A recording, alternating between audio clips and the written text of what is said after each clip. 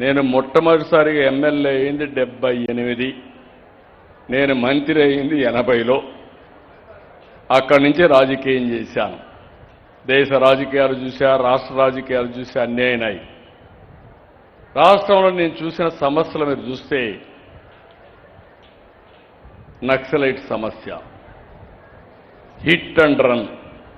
వాళ్ళు ఎక్కడుంటారో ఎవరికి తెలియదు. ఒక లెటర్ పంపిస్తే భయపడిపోయి మనం అందరం కూడా డబ్బులు ఇచ్చేసేయాలి. 10 కోట్లు పంపంటే ఆ రోజుల్లో 10 కోట్లు పంపించారు. ఇవ్వకపోతే ఎప్పుడో ఒకసారి వచ్చి కాల్ చేసి వెళ్ళిపోతారు. అదే జరిగింది. ఆ రోజు నేను ఆలోచించాను, దీనివల్ల అభివృద్ధి ఆగిపోతుంది. హైదరాబాద్ చుట్టుపక్కల ఉండేవాళ్ళు, హైదరాబాద్లోనే ఉండేవాళ్ళు, గడ్డన్నారం, ఎల్బీ నగరు, పటాన్ చెరువు ఎంత ఉండేవాళ్ళు. ఆ రోజు నిర్ణయం చేసి నేను పోరాడాను.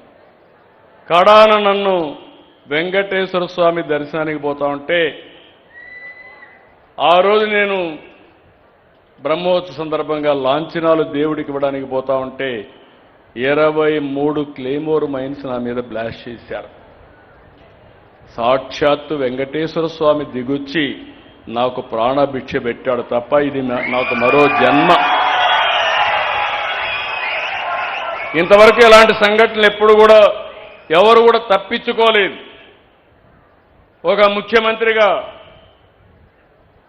పంజాబ్లో ఇదే మరిగా బ్లాస్ట్ చేసి చనిపోయాడు. కానీ నేను భయపడలేదు. ఎందుకు భయపడలేదు అంటే, నేను చేసింది మంచి పని, ప్రజలకు శాంతి భద్రతలు కాపాడాలి కాబట్టి నాకు ఏమైనా పర్వాలేదని ఆలోచించాను తప్ప నాకు ఏదో అవుతుందంటే నేను ఆ పని చేసేవాడిని కాదు.